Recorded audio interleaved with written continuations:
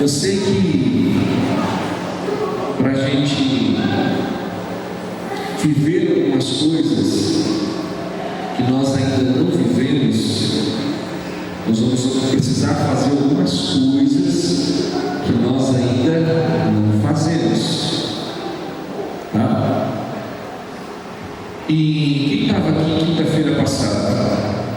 Você que estava aqui, você viu, você entendeu? Quem não estava, a gente está preparando a edição do material, a gente vai disponibilizar depois no seminário todo. Você percebeu que grandes portas que eram para estar abertas ainda não estão? Não é por falta de fé, não é por falta de oração, não é por falta de algo ligado a coisas espirituais, mas nós entendemos que era algo ligado a funcionamento. Quando a gente entra em algumas áreas onde a gente vai entender princípios, valores, geralmente a gente vai ouvir coisas que nem sempre a gente gostaria de ouvir. Semana passada, depois de terminar o culto, falando sobre perdão, para quem ministra sobre isso, existe uma resistência muito grande, existe uma batalha muito grande quando você fala sobre isso, porque você está mexendo, como se você estivesse mexendo com um vespeiro. O inimigo, Deus desse século, inimigo não quer ver as pessoas livres, e nós entendemos que a falta de perdão, ela aprisiona as pessoas, paralisa as pessoas. Toda vez que a gente vai ministrar sobre isso, existe um peso, existe uma pressão, e algumas pessoas saíram daqui leves, livres. Algumas eu percebi que saíram muito perturbadas. Inclusive no domingo pela manhã eu vim e ministrei novamente sobre o perdão, porque eu entendi a resistência disso. Fiz uma leitura e a gente percebe que tem pessoas que têm dificuldade para isso. Mas se você quer prosperar na vida, se você quer conquistar aquilo que a palavra de Deus garante para você, e hoje eu quero mostrar para você isso na palavra, a gente tem que funcionar direito.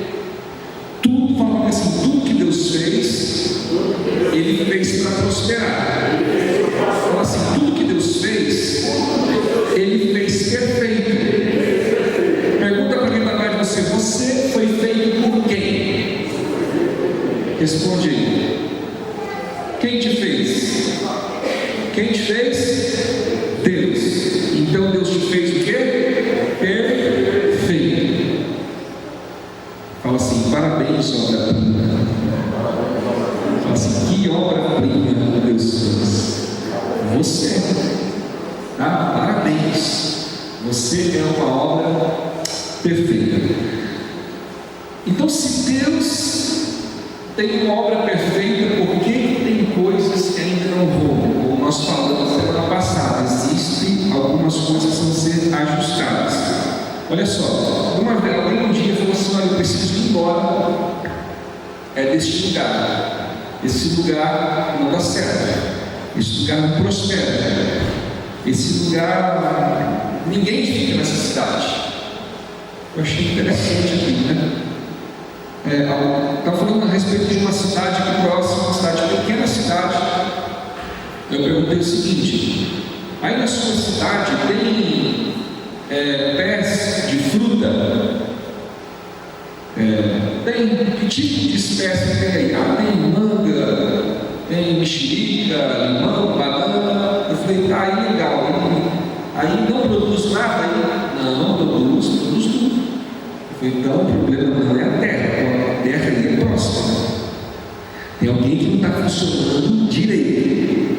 Fala para mim assim: não existe lugar. Não existe lugar. Existe gente. Existe gente que não aprendeu ainda.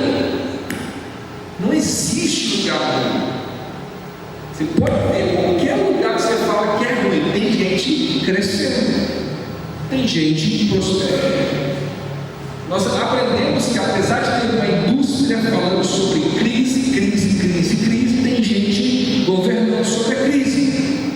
Tem gente criando ideias, criando soluções na crise. Na pandemia provou isso. Muita gente morreu, mas muita gente floresceu.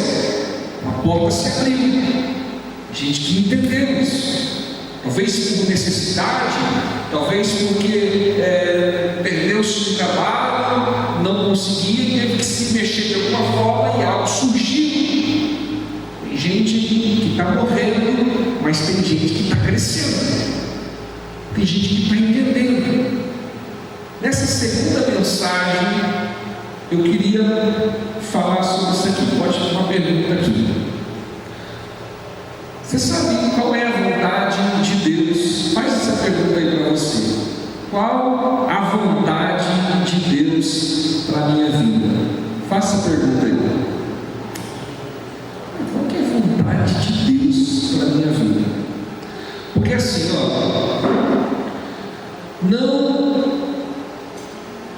quando você entende qual é a vontade, ninguém vai te enganar mais.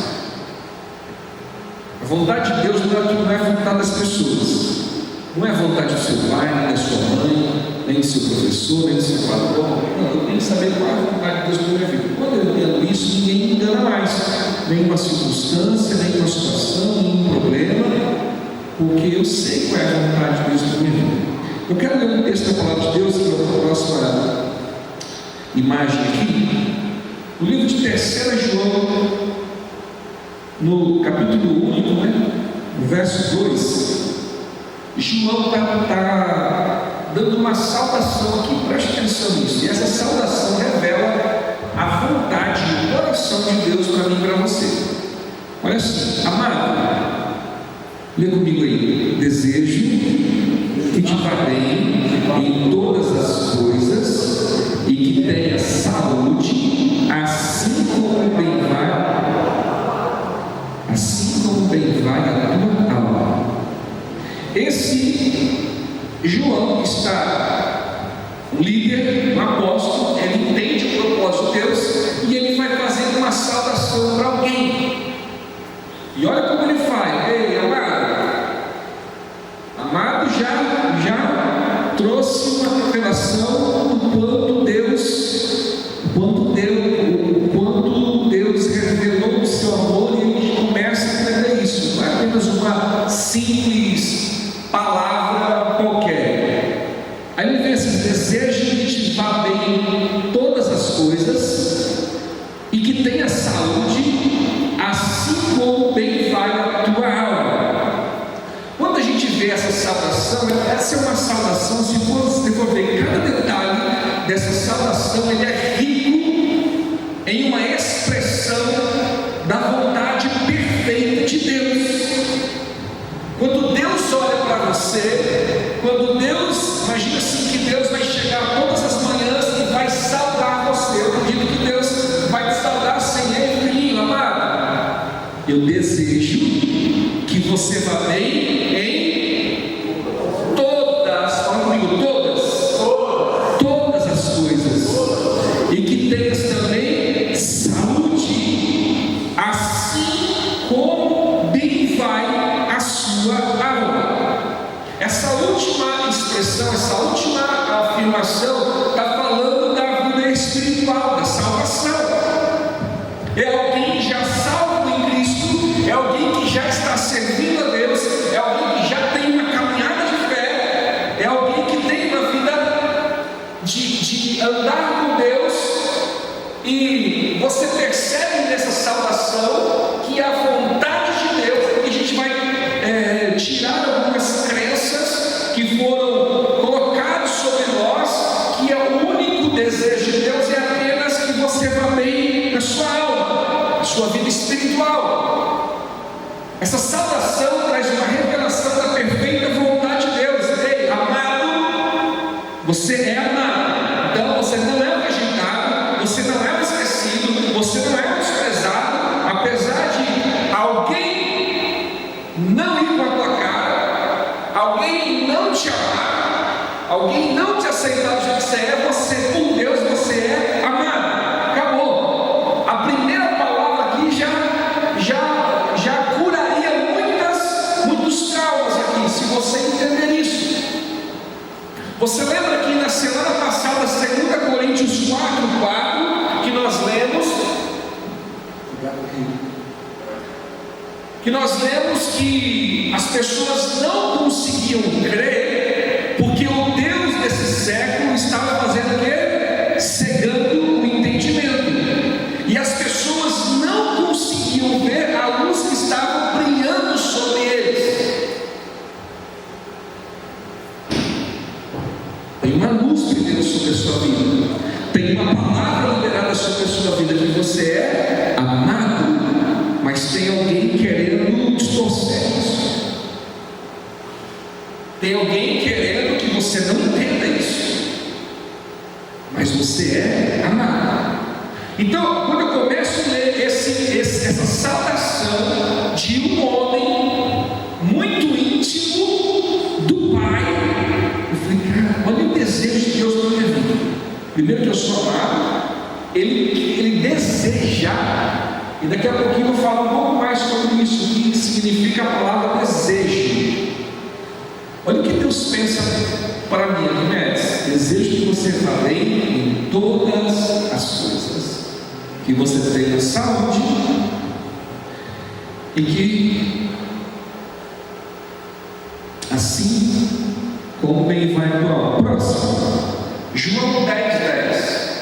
Ah, não existe resistência? Existe sim, olha aqui, ó. Presta atenção aqui, ó. Presta essa conversa. Presta atenção aqui. Ó, próximo.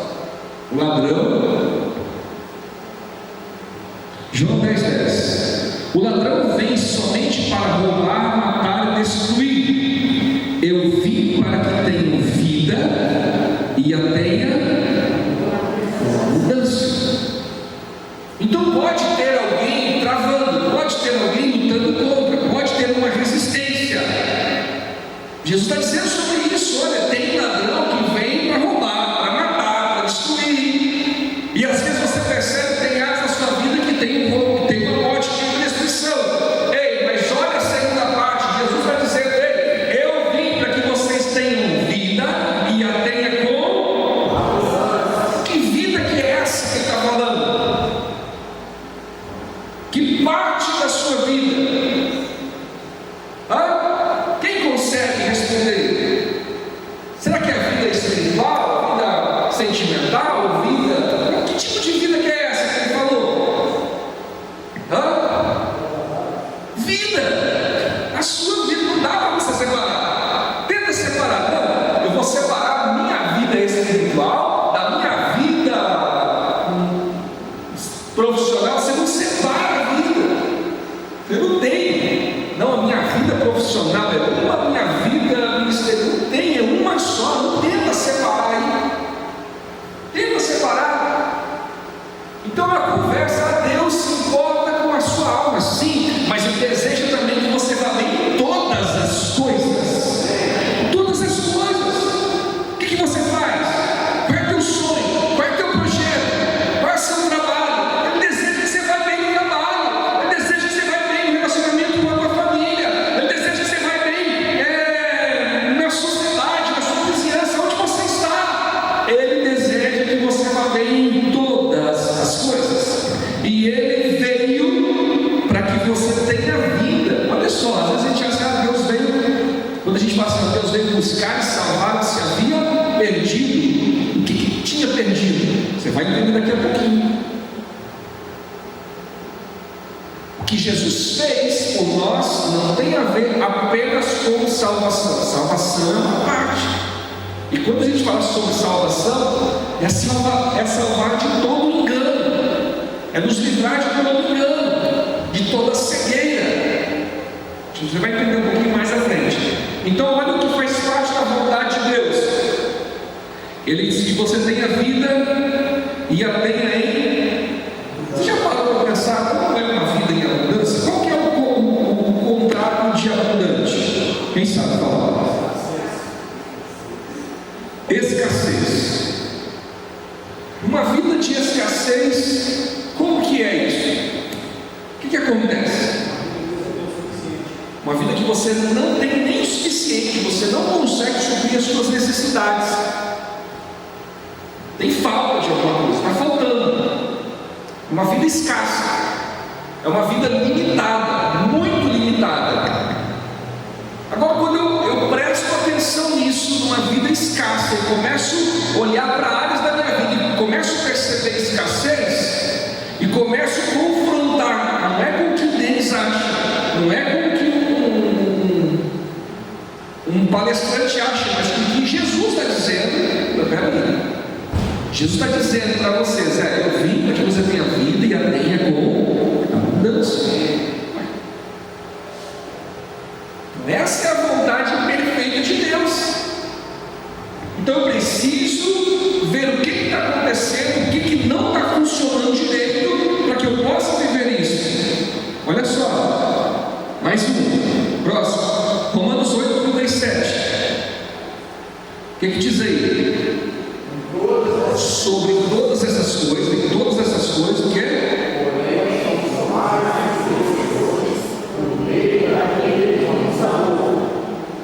Ali está tendo uma discussão sobre várias coisas, sobre problemas, sobre situações difíceis, sobre crises.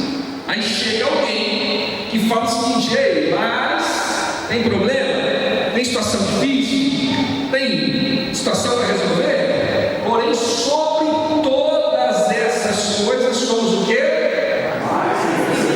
E essa expressão mais que vencedor, o que é isso? Se ser vencedor já é bom, olha, a promessa não é que você vença, é que você seja mais do que você vencedor, que você consiga vencer o vencedor. Se tem uma situação que você almeja, você tem, não, o que Deus está vendo para você é acima do cara que venceu, da pessoa que venceu naquela situação, é além, infinitamente mais. Então eu preciso descobrir essas verdades.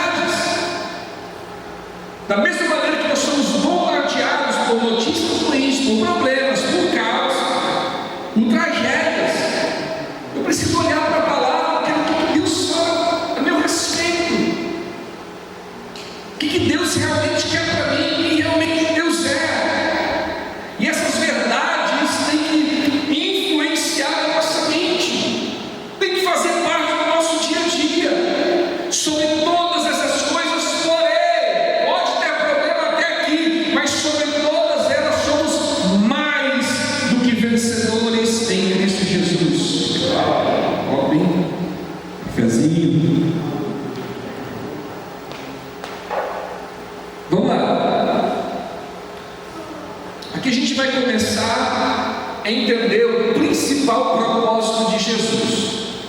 Quando Jesus vem, ele vem e a partir dele começa-se um novo ciclo, uma nova história. E o que eu percebo na Escritura é que a partir de Jesus começa a nascer um novo tipo de pessoa. Olha o que diz 2 Coríntios 5:17. Próximo. Olha lá. Quem está unido com Cristo é o quê? Uma nova pessoa. Quando você traz a tradução original desse texto lá no hebraico, está falando o seguinte: que quem está unido com Cristo se torna uma nova criação.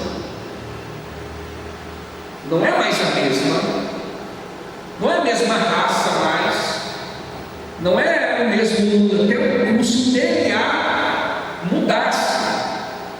Olha, quem está unido com Cristo, quem está unido com Cristo aqui? Amém. Vou perguntar para você: é evidente que você que está unido com Cristo é uma nova pessoa?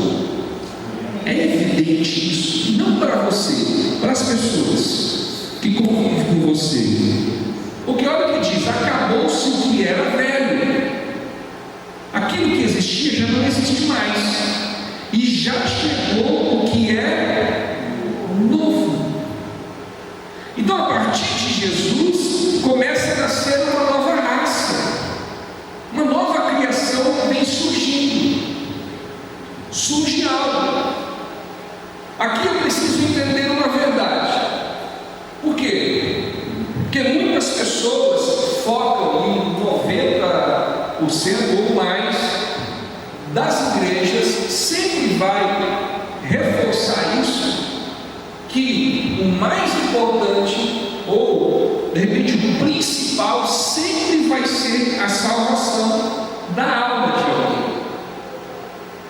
E eu não posso negar a importância disso. Mas eu não posso fechar meus olhos e falar que é só isso. Porque se o propósito principal de Jesus fosse a minha salvação, a sua salvação da alma, a partir do momento que a gente fosse salvo, a gente podia morrer. Ele matava a gente, ou ele levava a gente para o céu, porque o objetivo é a salvação. Quando fez a salvação, recebeu Jesus, desceu aos donativos, confessou publicamente: vem para cá, filho, você está zero, vem para mim. Por que a gente continua? Porque o propósito não acaba. Eu tenho uma frase que eu queria que você, se você puder anotar, próxima ali. Olha só, é uma verdade bíblica. O sacrifício de Jesus nos traz salvação. Os princípios de Jesus nos garantem prosperidade. Os princípios aplicados, cara. Grave isso aí. O sacrifício de Jesus nos traz salvação, mas os princípios de Jesus nos garantem prosperidade. Então eu tenho que olhar o sacrifício. Nós temos um culto que a gente faz em memória disso, que é o culto de Santa Ceia, que a gente precisa entender isso, ser grato por isso. Mas não é só isso. Só isso para nós seria bom demais. Ser livre do inferno, ter a garantia da salvação de uma vida eterna, não precisava de mais nada. Mas ele não fez só isso. No sacrifício dele, trouxe salvação, e através disso ele resgatou uma autoridade para nós que nós tínhamos perdido. E essa autoridade não é apenas para salvação. Olha só, próximo, uma pergunta aqui. Vai entender aonde eu quero chegar. Quem governa esse mundo? Responde aí. Quem você acha que governa esse mundo do jeito que está?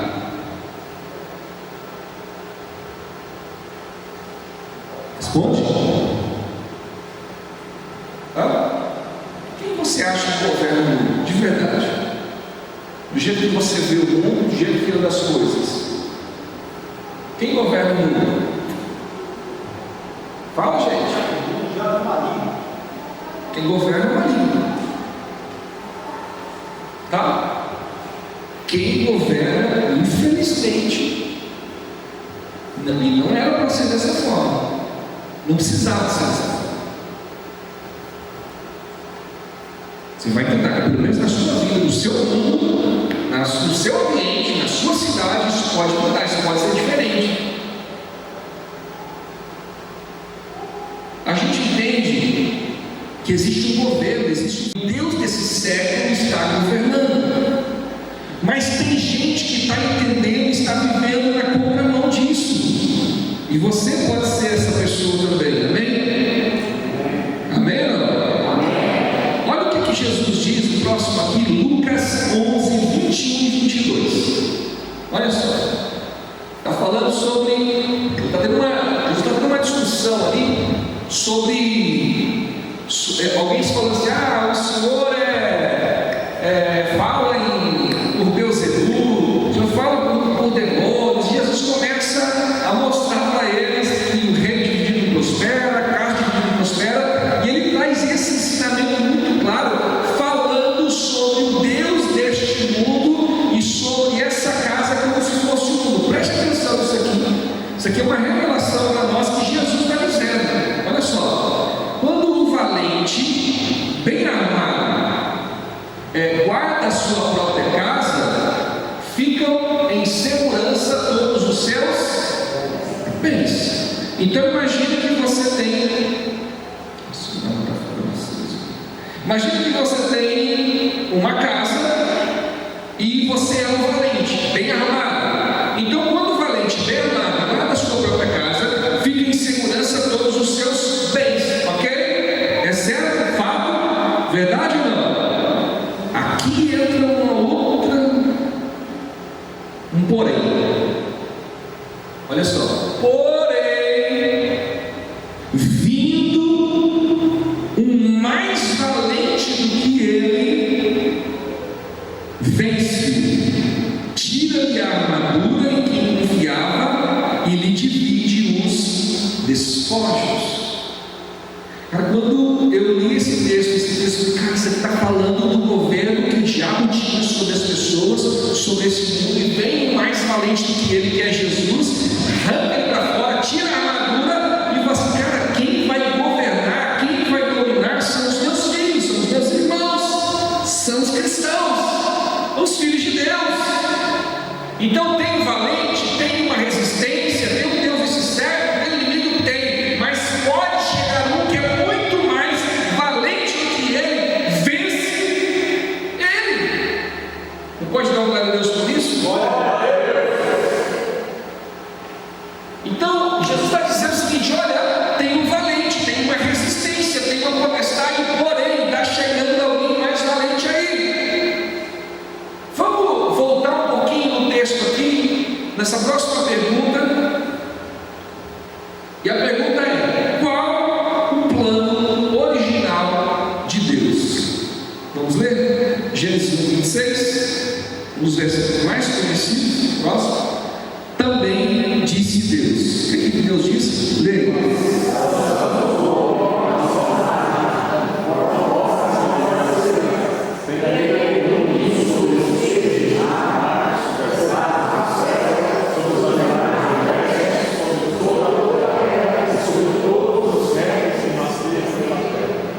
Então, o plano original de Deus, quando Deus vai criar o homem e a mulher, ele fala o seguinte, olha, vamos fazer como nós somos, exatamente como nós somos, conforme a nossa imagem, conforme a nossa semelhança, e deu um desígnio aqui para o homem, deu uma autorização para o homem, uma autoridade para o homem, que é o que? De dominar. Fala assim, você nasceu, fala que vai nascer, você nasceu para dominar. Você consegue entender isso aí?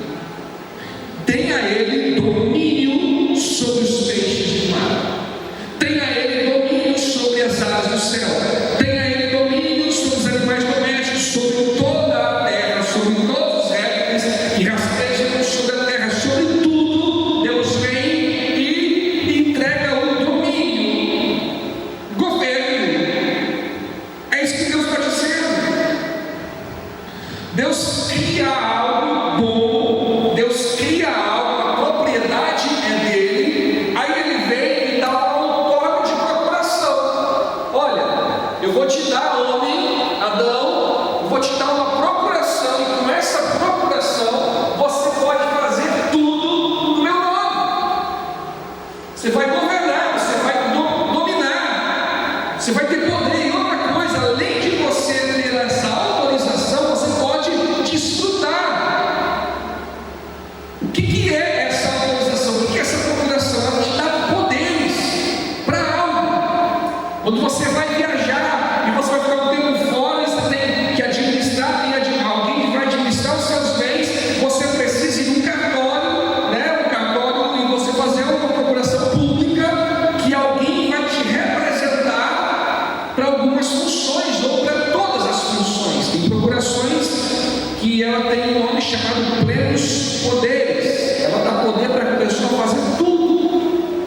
o seu nome. Então o que Jesus fez? O que Deus fez na criação? Olha, eu fiz tudo do bom do melhor. Eu estou te entregando aqui uma procuração. Você pode dominar sobre todos, sobre tudo. Aí, o que acontece? Próxima pergunta. O que o plano original de Deus falhou? Por quê? Por causa do pecado. Deus tinha uma instrução, Deus tinha uma orientação. Aí o que acontece? Por causa da desobediência, por causa do pecado, existe um outro documento jurídico. Então é como se estivesse dado a procuração. Aí tem um outro documento chamado subestabelecimento. Eu tenho uma procuração e eu vou ter que me ausentar. Eu não tenho possibilidade, eu vou fazer um subestabelecimento, vou entregar para outra pessoa representar aquele primeiro. É possível fazer isso, é um outro documento jurídico. No pecado, o homem faz isso e entrega para Satanás o domínio, e entrega para o diabo aquilo que Deus tinha entregado para nós. Próximo. O homem decide ter um novo Pai, um novo Deus. No pecado, toda vez que o pecado vem, ele vai me afastar e ele está me aproximando de um novo Pai. Ele me distancia. Eu pego a autorização, eu pego esse poder de governo, de domínio, e eu vou me subjugar a um novo Pai. Olha o que diz o próximo texto. João, quando está falando com os fariseus, Jesus, né? Evangelho de João, capítulo 8, 41, ele fala o seguinte: que os fariseus que se achavam ali, abandonando, vocês estão fazendo o que o pai de vocês fez. Ele está comparando aqueles religiosos da época com filhos do diabo. Ele está exatamente afirmando isso. Vocês são filhos do diabo. Vocês estão fazendo exatamente o que o pai de vocês fez. E aí eles começam: não, nós somos filhos de Abraão, nós não sei o que, nós não sei o que. Eles começam a falar, e Jesus começa a falar com eles: que vocês são nascidos da raiz de Abraão mesmo. Mas se vocês verdadeiramente fossem filhos de Abraão, vocês estariam fazendo a mesma coisa que Abraão faria. Mas vocês não estão fazendo, vocês estão tentando matar o Filho de Deus. E eles não conseguiam entender isso. Eles estavam sérios. Eles não conseguiam perceber que Jesus era o enviado agora de Deus para resgatar esse domínio, esse governo perdido por causa do pecado. E Jesus tem que experimentar o maior sacrifício enfrentado por um homem sem pecado. Foi condenado à cruz do Calvário.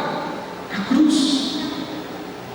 Aquilo que parecia morte, aquilo que parecia o fim. Preste atenção nisso agora. Próximo ali. A cruz de Cristo me garante toda provisão que eu preciso. E quando eu falo sobre a cruz de Cristo, a gente sempre vai trazer à memória a salvação. Mas não é apenas isso. Aqui a gente precisa entender: a cruz de Cristo vai me trazer de volta o governo, vai me trazer de volta a autorização, a procuração que eu tinha para governar. Próximo. A cruz de Cristo me garante domínio novamente, governo novamente. Você consegue entender que você nasceu para dominar?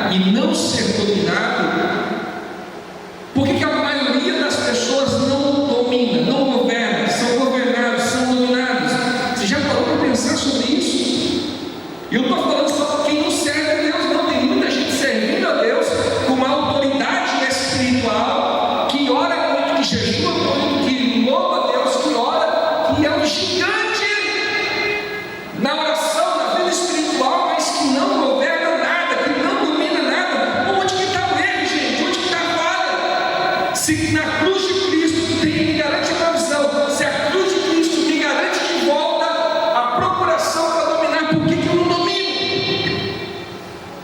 Por que ainda eu sou dominado? Por que as pessoas ainda estão nesse engano?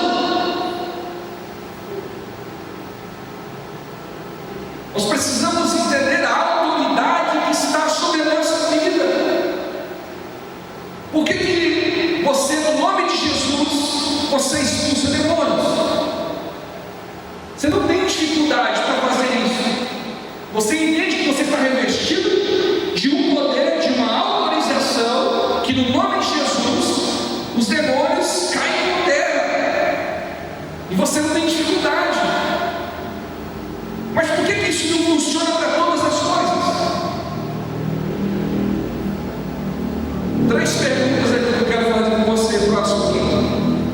Por que nossa autoridade, isso aqui para a maioria das pessoas, só fica evidente quando estamos dentro da igreja? Pensa numa conferência de família, conferência pentecostal, autoridade, vai ter poder, e a gente vira gigante, a gente coloca a mão nas pessoas, as pessoas caem, os demônios vão embora, cura. Isso faz parte, mas o que nós recebemos, e essa autorização que nós recebemos, essa autoridade que nós recebemos, não pode ser só evidente dentro da igreja. Olha o próximo pergunta: por que esse domínio reconquistado por Jesus na cruz não se manifesta em forma de conquista, de aquisições e de sucesso também na vida material? Se eu percebi que Jesus reconquistou o domínio, não é só sobre uma vida espiritual, é sobre toda a vida. E por que na maioria das pessoas isso não se manifesta também na aquisição, na conquista, no sucesso? Por que não acontece? Próximo. Isso aqui para mim é uma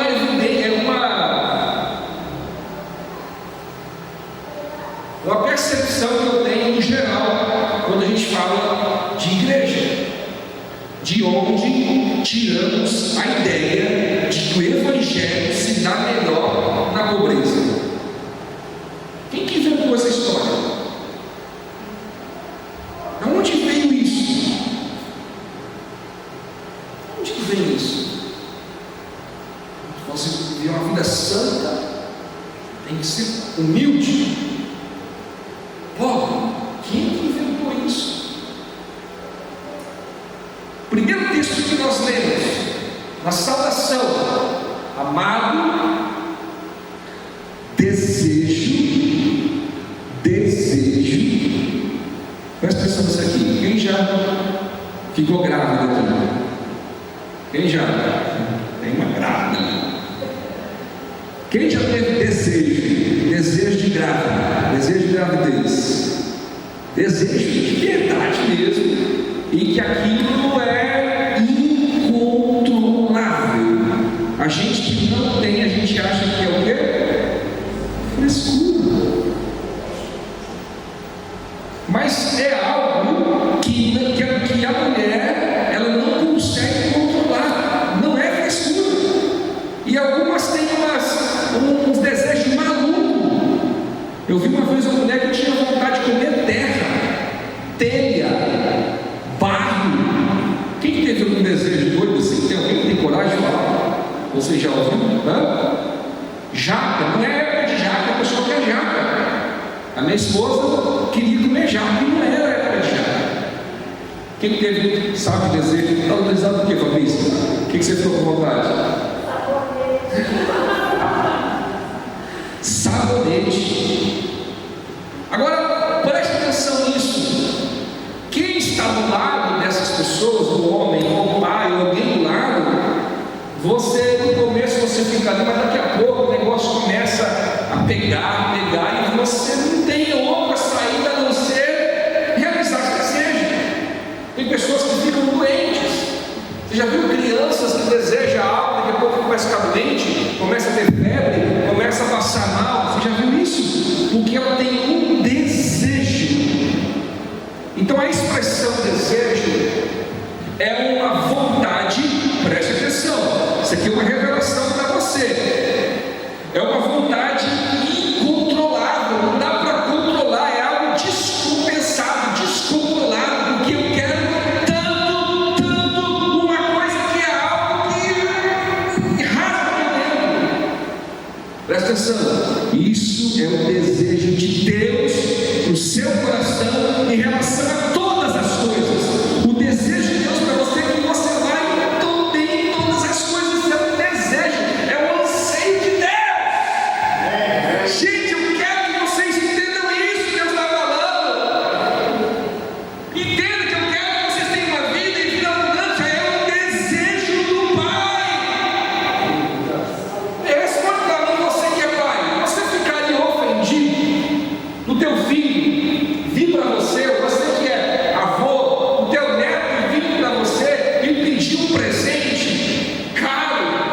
Você ficaria ofendido que eu filho fazer um pedido para você, você ter desejo, expressar o desejo dele para você? Você ficaria ofendido, sim ou não? Não. E eu sei que a maioria dos pais fariam sacrifícios ou fazem sacrifícios para atender desejos, anseios dos filhos. Jesus certa vez falou para as pessoas o seguinte: olha, vocês sendo maus, sabem dar coisas boas aos seus filhos, quanto mais Pai Celestial. Você não ofende a Deus quando você pede, quando você sonha, quando você declara a sua habilidade, a sua Ferrari, a sua maçã, a sua casa no condomínio, onde você não ofende a Deus, pelo contrário, Deus está lá desejando que você peça, que você vá atrás, que você domine, que você governa. Desejo do Pai, gente, que você cresça, que você domine, que você vá bem em todas as coisas, está prosperando a empresa, está prosperando teus negócios. Deus dá alegria, assim como você se alegra na conquista de um filho seu, quando ele dá certo, é a mesma coisa, Deus está celebrando com você, porque em Jesus, na cruz, reconquistou isso, que é para você agora dominar, governar. Para você isso. Próximo. Não, volta lá. Esse não. Pulou ali, né? Deixa eu ver.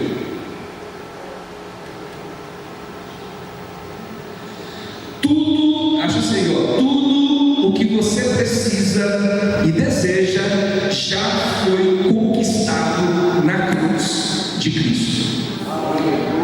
Tudo, e não é o Deus que fala, não é o Deus que está falando, tudo, qualquer coisa que você pensa, que você deseja, que você sonha, gente, já foi conquistado.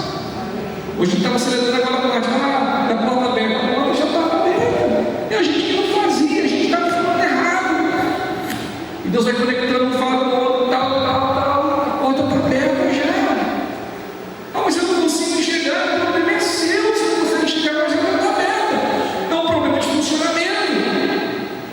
O fato de eu não aceitar, de eu não acreditar, de eu não viver, vai me deixar do lado diante de uma promessa que já está liberada sobre a minha vida. Quando eu entendo, hoje de manhã, quando eu estava meditando sobre isso aqui, eu falei, gente, como que a gente é medíocre, como que a gente pensa pequeno, como que a gente só olha para o problema. Tudo o que você precisa e que você deseja já foi conquistado na cruz de Cristo. Ponto. Acabou tudo. Não é alguma coisa, é tudo. Você crê nisso? Amém. De verdade? Tudo o que você precisa já foi conquistado na cruz de Cristo. Você precisa entender que você nasceu para dominar sobre todas as circunstâncias, sobre toda a situação. Pessoas que entendem isso, pessoas que chamam o resultado para dizer, pode deixar, eu vou resolver. Hoje, agora à tarde, no corredor da minha sala, desesperado, negócio fechado, eu falando assim, Denis, estou perdendo o negócio. E uma hora eu estava escutando um homem falando no telefone com ele, né? Não, pode desse jeito eu não vou fazer, porque não é assim, pode fazer o negócio. E eu escutando a conversa, né? Eu caminho de boa, né? Preciso pensar um pouquinho, né? Mas eu entendo, eu tenho domínio sobre isso, preciso governar. Eu escutei a conversa, e eu vi que na conversa ele na minha sala. Aí eu falei assim, deixa eu falar com ele. Aí comecei a conversar, o cara estava vindo da casa, fui falando, porque a gente tem que entender que a gente entra para dominar as pessoas. A gente tem autoridade sobre todas as coisas, não quer nenhuma exceção. Eu só entendo algumas coisas. A gente pode perder negociações, porque tem negócio, o melhor negócio é não fazer negócio. Tem situações que é livrar dentro. Agora, perder, não, onde você poderia ter feito, já perdi negócio para não fazer com excelência, não perder isso aí. Mas a hora que eu peguei o telefone para começar a falar, começar a explicar, eu terminei a conversa e o vendedor falou assim, não, pode estar seguro esse negócio aí, pode, por mim está fechado. É dessa forma, não pode continuar. Governo, domínio. Tem pessoas que são importantes em lugares, são decisivos em lugares. Olha, rola no futebol assim, rola a bola para aquele cara, que aquele cara vai domínio. Ele tem domínio. Como é bonito alguém que domina a bola? Chega a bola, vem alto, vem de qualquer jeito a pessoa. E tem gente que a bola vem devagarzinho, igual eu, assim, passa por baixo. Gente que não tem domínio de bola. Tem que aprender a dominar aquilo que você precisa dominar, aquilo que já foi liberado sobre a sua vida. Próximo, vai encerrar. Agora aquela uma. Tome. Fala com autoridade para quem está perto de você. Fala com autoridade. Fala com autoridade para ela assim.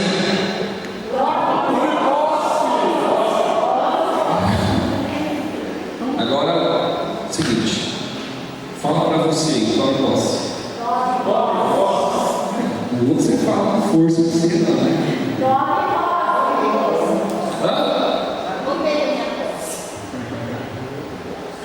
Toma posse, Denis. Toma posse, Everton, Fernanda. Toma posse do que a gente acabou de falar. De tudo o que Jesus conquistou na cruz é direito nosso, é nossa herança. Tem a música, né? Vamos cantar, gente. Tudo que Jesus conquistou na cruz é direito nosso, é nossa herança. Todas as bênçãos de Deus para nós, tomamos posse, é nossa herança. Está vendo? Vamos, gente. Falei Jeremias, mas é Jeremias e companhia. Estão devagar, pessoal. Vamos, gente. Vamos. Não está sendo parte? Acelera. Vamos ficar em pé, pessoal? Gente, é assim,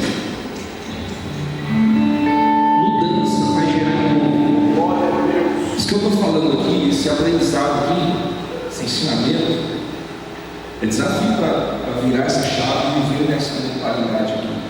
Porque a todo tempo tem uma circunstância para tentar fazer você baixar a cabeça, para tentar te humilhar, para tentar falar que você não é isso aqui. Que você não é. Aí é com você. E que você vai acreditar. Vai a voz que você decidiu. Se existe um inimigo querendo cegar o entendimento, existe alguém querendo trazer libertação das suas vidas em Jesus. Eu queria desafiar você nessa noite a imaginar, a sonhar. A palavra é essa, imaginar. Imaginar todos os teus sonhos, realizados. Tudo o que você aquilo que você acha improvável.